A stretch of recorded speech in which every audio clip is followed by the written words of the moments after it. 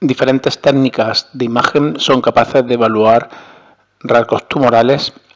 La técnica más validada en la actualidad es la tomografía de emisión de positrones, que según el radiofármaco permite evaluación de diferentes características tumorales. Con mayor frecuencia se utiliza la 18-fluorodesoxiglucosa, que nos permite la evaluación del metabolismo tumoral. Alternativamente, y desde hace poco, la resonancia magnética es capaz de estudiar aspectos funcionales de los tumores mediante la difusión y las técnicas dinámicas con contraste. De esta manera podemos evaluar con la difusión tanto la celularidad y necrosis como la apoptosis y la angiogénesis con las técnicas dinámicas. Además, estas técnicas son cuantificables mediante diferentes parámetros, lo cual permite su comparación antes y después del tratamiento.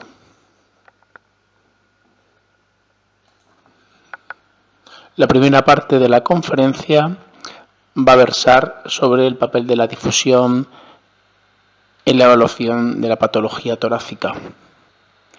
La difusión con resonancia magnética es capaz de evaluar el movimiento del agua libre en el intersticio.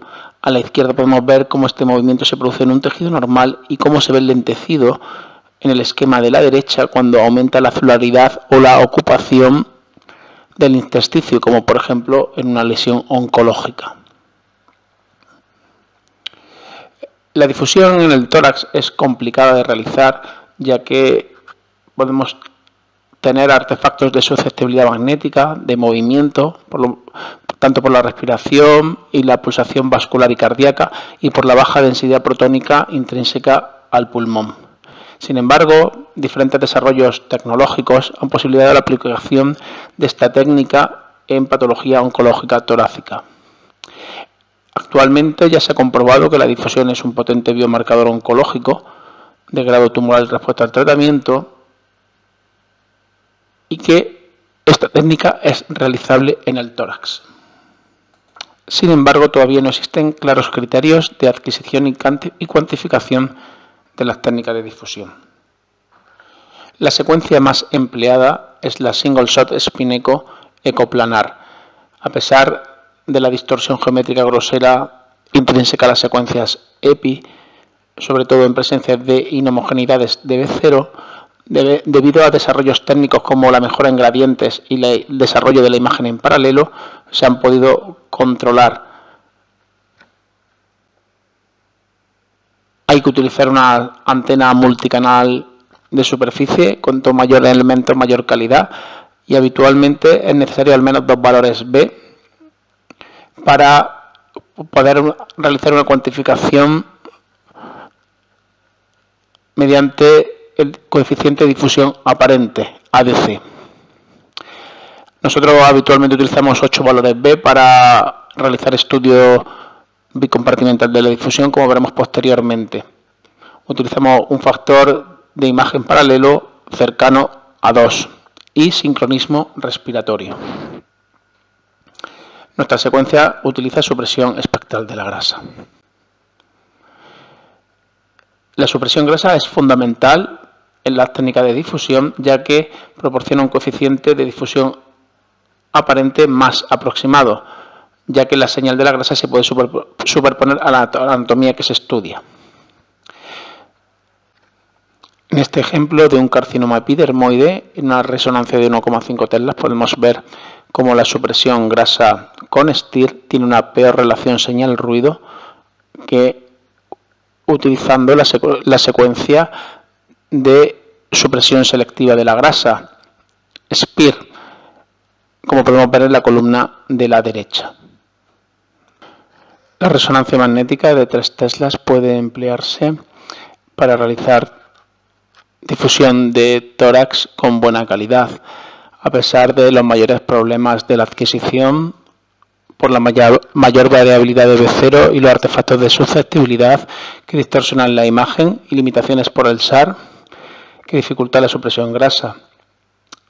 Los desarrollos en gradientes, imagen en paralelo y secuencia de saturación grasa permiten actualmente en nuestra experiencia, realizar una buena secuencia de difusión en 3 teslas.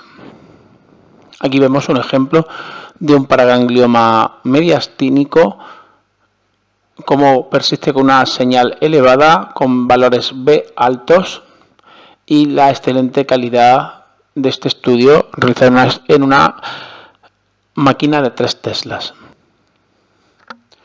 Un tema muy importante en la difusión de tórax es cómo evitar la pérdida de señal secundaria al movimiento macroscópico, respiratorio y cardíaco, lo cual puede afectar a las cuantificaciones. El uso de sincronismo respiratorio mejora la calidad de las secuencias comparadas con las adquiridas en respiración libre y apnea. El uso de sincronismo cardíaco evita artefactos de pulsatilidad, pero no es imprescindible, excepto en lesiones situadas cerca del corazón. Aquí vemos un ejemplo de un carcinoma de células pequeñas realizadas con 5 aproximaciones distintas, con respiración libre, con apnea, apnea, sincronización cardíaca, sincronización respiratoria y sincronización cardíaca y respiratoria. Podemos ver cómo la calidad de la imagen es mayor cuando utilizamos ambos tipos de sincronizaciones, aunque esto requiere más tiempo. Nosotros habitualmente utilizamos sincronización respiratoria. Estas son nuestras secuencias de difusión en el tórax, tanto en 1,5 como en 3 teslas, utilizando supresión espectral de la grasa o utilizando en la secuencia DWIPS supresión STIR.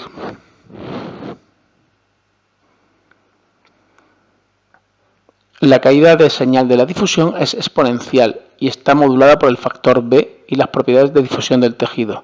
En el tórax se recomienda un valor máximo de aproximadamente 1000 segundos por milímetro cuadrado, ya que permite una mejor diferenciación entre lesiones benignas y malignas. Para la evaluación de lesiones pulmonares mediastínicas se necesita realizar cuantificación del ADC y por ello adquirir al menos 2 valores B. El ADC de las lesiones pulmonares, como en otras localizaciones, se ve influenciado por fenómenos de perfusión, por lo cual una de las posibilidades es utilizar valores solo por encima de 100 para las cuantificaciones ADC, lo cual evita la contaminación de la perfusión tisular sobre las cuantificaciones de difusión. Aquí vemos un ejemplo del mismo paraganglioma mediastínico realizado en 3 teslas, enseñado anteriormente.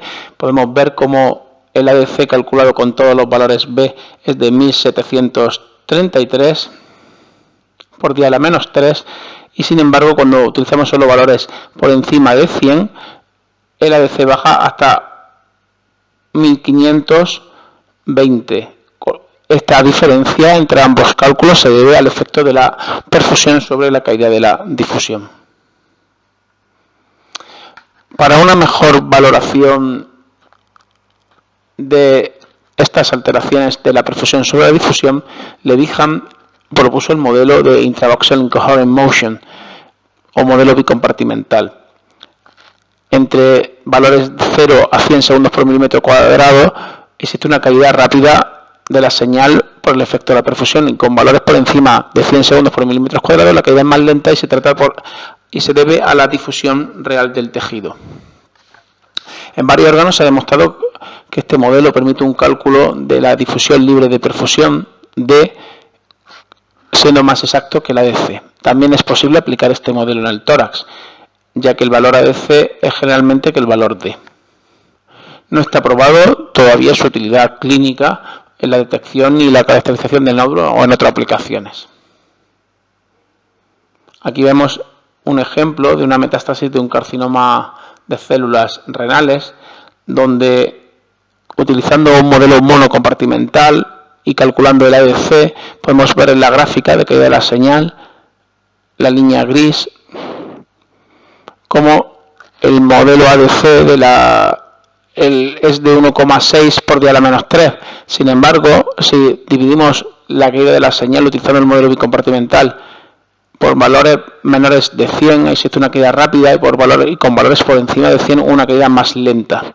Esto nos permite calcular tanto la fracción de perfusión, como hemos representado en este mapa paramétrico, que mide flujo de la lesión con valores solo entre 0 y 100, o la de difusión real tisular con valores por encima de 100.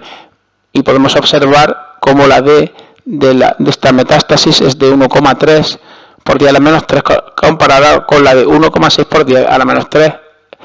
Similarmente a cómo se ha expresado antes la diferencia entre el ADC lento y el ADC total, la diferencia entre la D y el ADC en este caso se debe a la perfusión alta tumoral.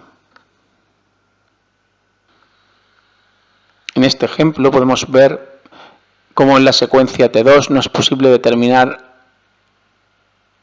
claramente los límites de la lesión y de la neumonitis obstructiva secundaria de un carcinoma epidermoide central. Sin embargo, en la secuencia de difusión podemos ver cómo la masa central restringe y la neumonitis obstructiva no, y cómo se mejora la distinción entre ambas áreas si fusionamos la difusión con el T2 sagital.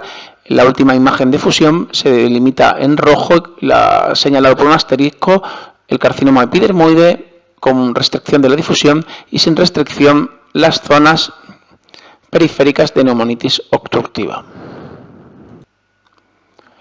En cuanto a las aplicaciones clínicas de la difusión y en concreto en la detección de nódulos pulmonares, la resonancia magnética con secuencias convencionales, sobre todo con STIR, ha demostrado buenos resultados, aunque limitado por el tamaño a nódulos por encima de 3 milímetros. El STIR, comparado directamente con el TAC multidetector, ha logrado sensibilidades superiores al 90%. En diversos estudios, la difusión de cuerpo entero ha mostrado similar eficacia y sensibilidad que la PET o PET-TAC en detección de nódulos pulmonares y con los mismos falsos positivos. Son problemáticos las metástasis pequeñas y los adenocarcinomas no sólidos, que pueden mostrar baja intensidad de señal en difusión con valores B intermedios o altos. La difusión es significativamente inferior a la secuencia STIR en la detección de nódulos pulmonares, aunque similar al PET-TAC.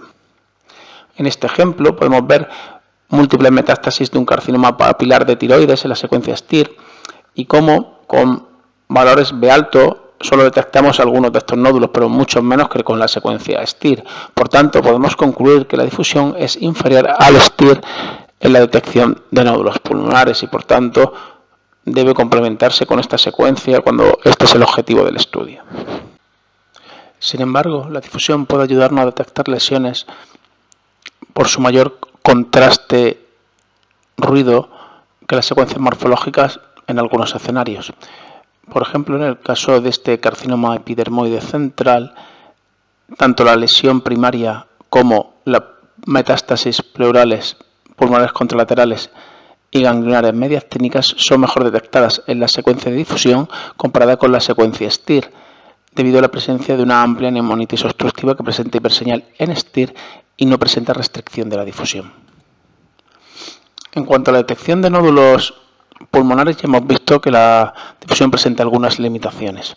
Vamos a ver ahora su papel en la caracterización de estos nódulos.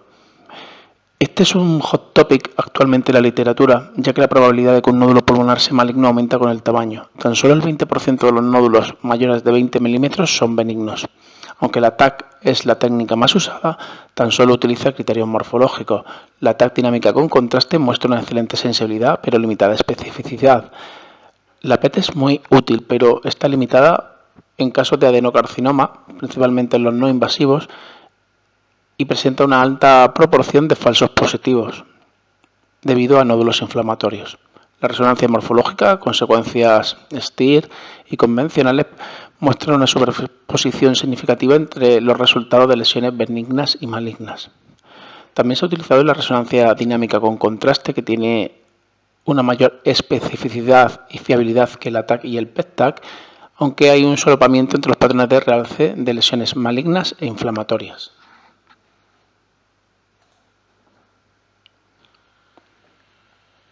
En cuanto a la difusión, ha presentado algunos resultados interesantes en la caracterización de nódulos pulmonares.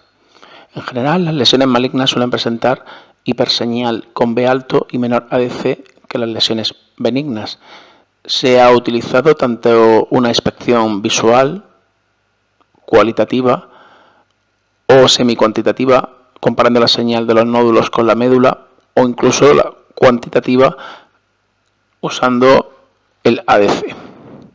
En diferentes series se han establecido diversos valores de corte para la diferenciación entre lesiones benignas y malignas. En general, ADCs entre 1,2 y 1,4 permiten sensibilidades en torno al 80 y 90% con especificidades por encima del 70%. Como en el PET, los falsos positivos se deben casi siempre a lesiones inflamatorias benignas y los falsos negativos a adenocarcinomas de bajo grado y metástasis pequeñas. En general se puede considerar la difusión y el PET similares en la caracterización de nódulos pulmonares con similares limitaciones, aunque la difusión muestra menos falsos positivos. Aquí vemos un caso de un nódulo pulmonar con hiperseñal en B alta y restricción de la difusión que se acompaña de un discreto derrame pleural que semiológicamente podría corresponder a una lesión maligna, pero que en este caso corresponde a un absceso. La inflamación, como en otras localizaciones anatómicas, puede simular malignidad en difusión. Aquí un caso de un adenocarcinoma pulmonar periférico donde vemos un nódulo con hiperseñal en B alto y restricción de la difusión con un ADC bajo de 1,1. Otro caso de un nódulo que no presenta restricción, no presenta hiperseñal con valores B alto ni ADC bajo, que era de 2,3 y que correspondió a un nódulo inflamatorio benigno. Otro caso donde vemos un nódulo periliar con leve hiperseñal en B alto y con un ADC de 1,9 que correspondía a un nódulo benigno estable en seguimiento durante varios años. En este artículo de revisión, un metaanálisis del 2012 del grupo de Chen, se concluyó que la difusión es una técnica no invasiva que no utiliza radiación y capaz de distinguir entre lesiones pulmonares benignas y malignas, aunque todavía se necesitan estudios prospectivos para establecer su valor real, sus costes y establecer valores de ADC definitivos para la diferenciación entre lesiones pulmonares benignas y malignas.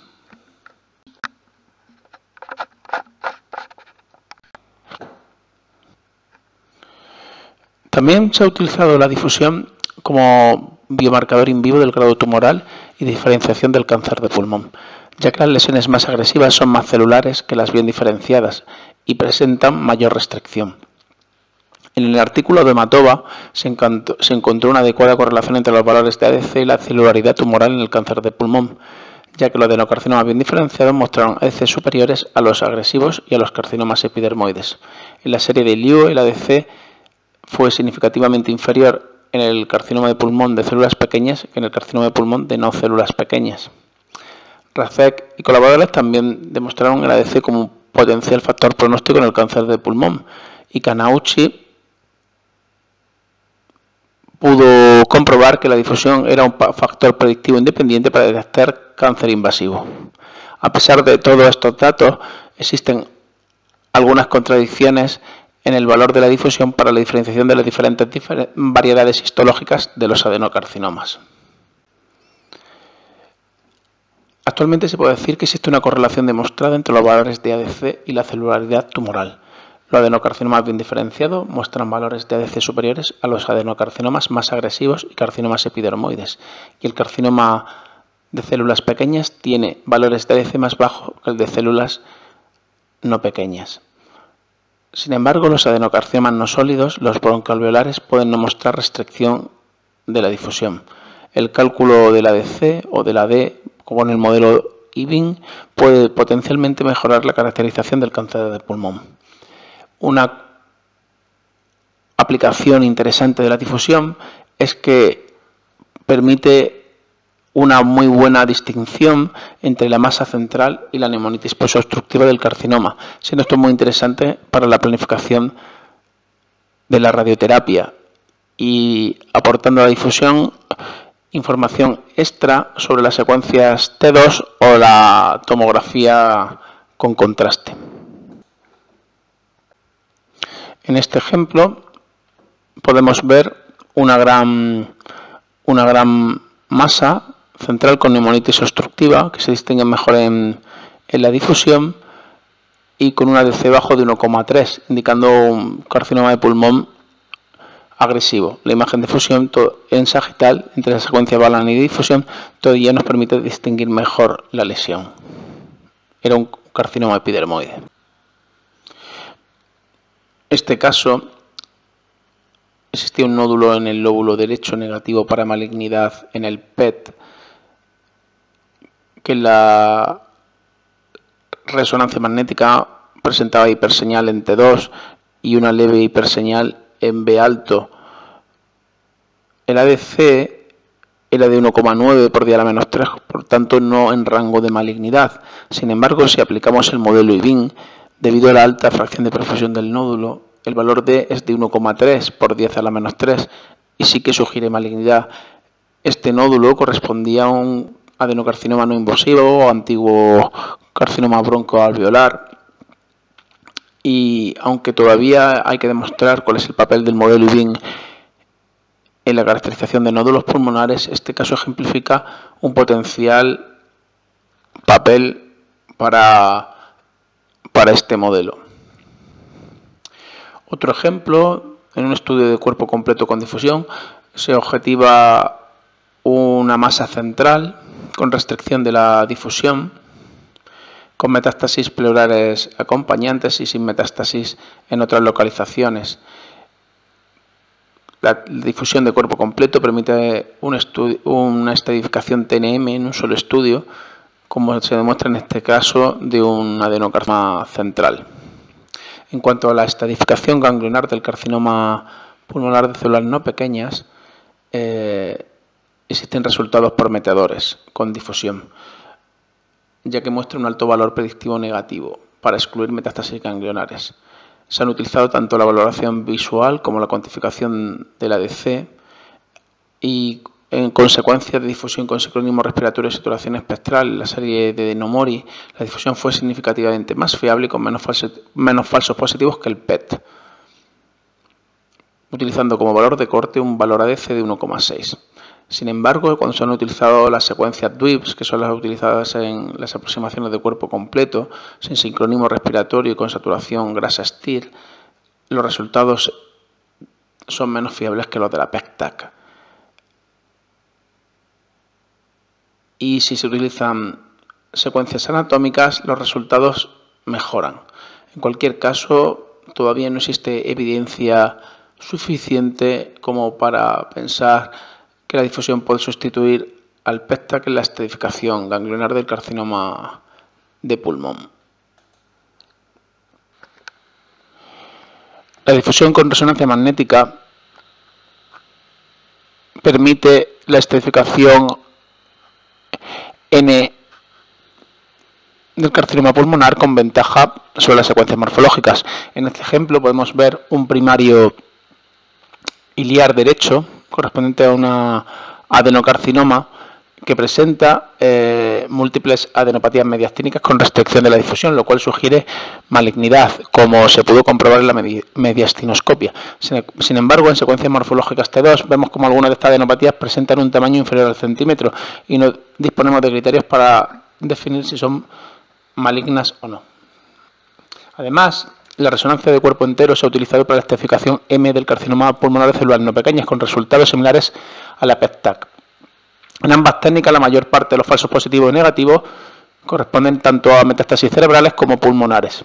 Se puede mejorar la fiabilidad de la resonancia magnética de cuerpo completo con difusión si se utilizan a la vez secuencias morfológicas, incluso si se fusionan, como en este ejemplo, a la derecha de una gran masa iliar derecha con metástasis lumbar y supraclavicular derecha. Además, algunas series disponibles han demostrado unos resultados comparables del PET-TAC y del cuerpo completo con difusión en la estratificación a distancia del carcinoma pulmonar de células no pequeñas, como la serie demostrada en esta diapositiva. Un ejemplo de la correlación entre PET-TAC y resonancia de cuerpo completo con secuencia de difusión, fusión de difusión y T2 a la derecha, demostrando una masa pariliar derecha con la correlación del hipermetabolismo que presenta en la PET-TAC. Además, en la difusión se detectan pequeñas metástasis pleurales que se confirman también en el PET-TAC. Incluso en el PET-TAC se detectó un pequeño ganglio linfático también detectable en las secuencias de difusión. Otra aplicación potencial de la difusión es la predicción de respuesta a tratamiento o la valoración post-tratamiento de forma precoz. Estos son aplicaciones que potencialmente pueden cambiar el paradigma en el manejo del carcinoma pulmonar. Potencialmente los tumores menos agresivos con ADC alto responden mejor a la quimioterapia. Existen algunas series que han demostrado, como la de Zhu, una correlación positiva entre los cambios de ADC y los cambios en el tamaño tumoral al mes del inicio del tratamiento.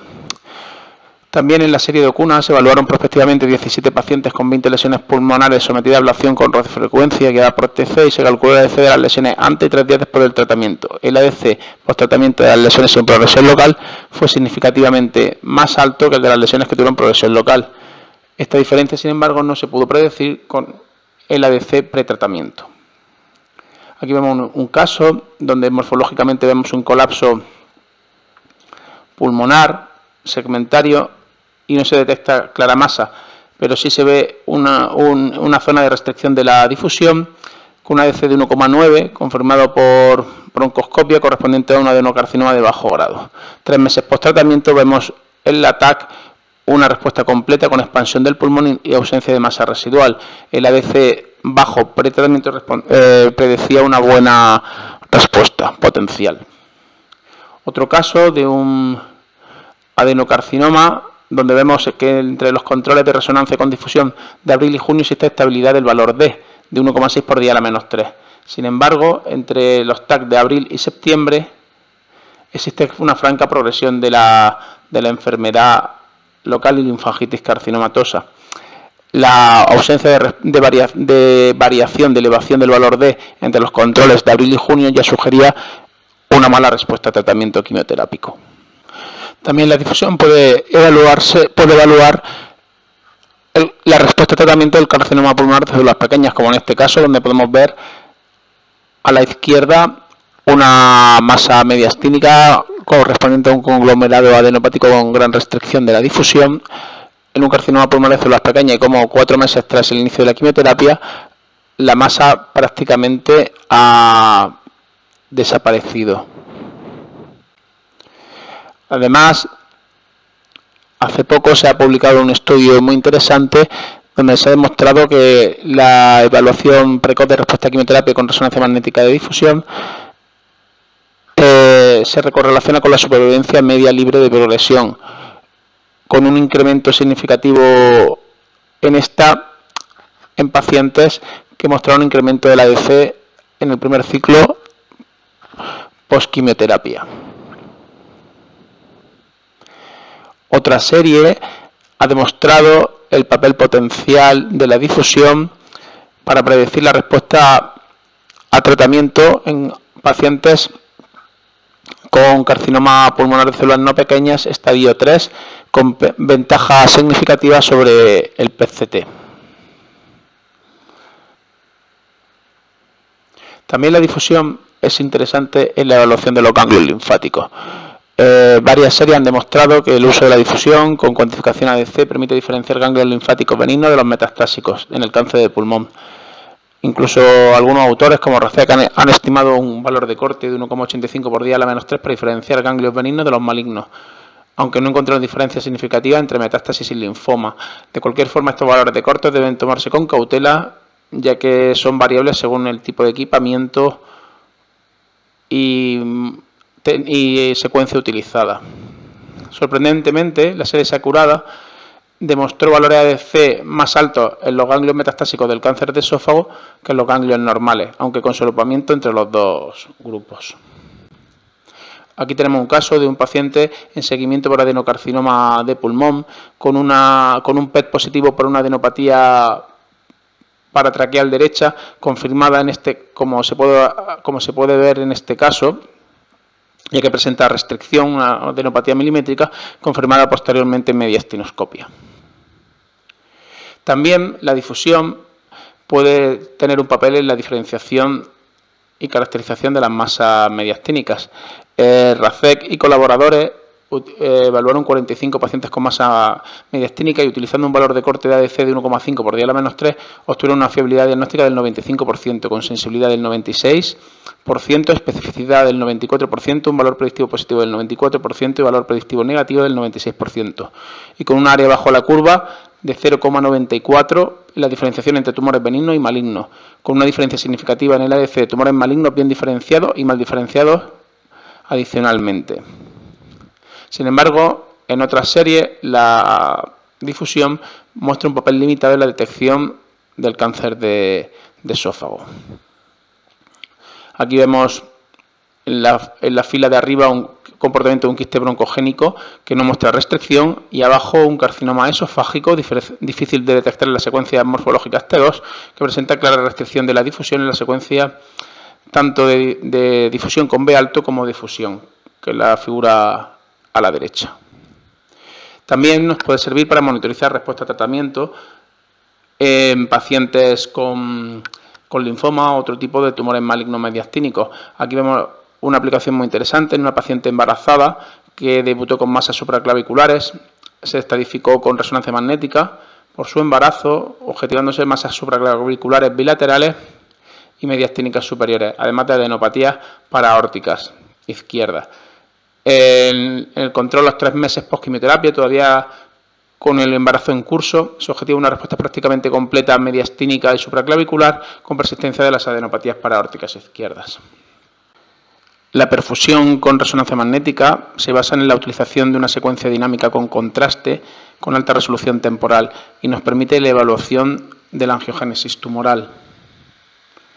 Esta técnica requiere de varios pasos. Primero tenemos mapas basales T1 con flip angle de 10 y 15 grados. Posteriormente utilizamos una secuencia 3D T1 eco de gradiente con alta resolución temporal inferior a 3 segundos por dinámico, con TR y T lo más cortos posible, utilizando imagen paralela y un flip angle de 15 grados. Habitualmente la adquisición dura entre 5 y 10 minutos para poder evaluar el lavado de las lesiones. Posteriormente a la obtención de esta secuencia dinámica con contraste, se hace un registro de la imagen para minimizar los artefactos de movimiento y debemos obtener curva de concentración de contraste utilizando los mapas basales T1 y para ello es necesario el cálculo de la función arterial de entrada, bien utilizando un modelo poblacional o calculando esta directamente con un ROI sobre la aorta. Estos parámetros son evaluables de forma visual o mediante curvas de intensidad-tiempo, de forma similar a lo que se hace en la resonancia magnética de mama. Bien podemos utilizar mapas paramétricos de índices semicuantitativos como el área bajo la curva, la tasa de lavado o la tasa de captación, que son utilizados también con frecuencia en la práctica clínica. Ya para un ámbito más de investigación o para la monitorización terapéutica es muy interesante la cuantificación mediante modelos farmacocinéticos de parámetros como el K-trans, el VE o el KEP. La explicación de estos parámetros está fuera del alcance de esta charla. La perfusión con resonancia magnética se ha utilizado en la caracterización de nódulos pulmonares con resultados sorprendentes. Ha demostrado sensibilidades entre el 94 y el 100%, con especificidades entre el 70 y el 96% y fiabilidad diagnóstica superior al 88%. A pesar de que esta técnica ha mostrado una especificidad y fiabilidad diagnóstica superior al CT y el PET-CT, su uso en la práctica clínica es todavía limitado por la dificultad técnica en su realización. Además, la resonancia magnética dinámica no solamente permite evaluar la angiogénesis de los nódulos pulmonares, sino también otros componentes tisulares.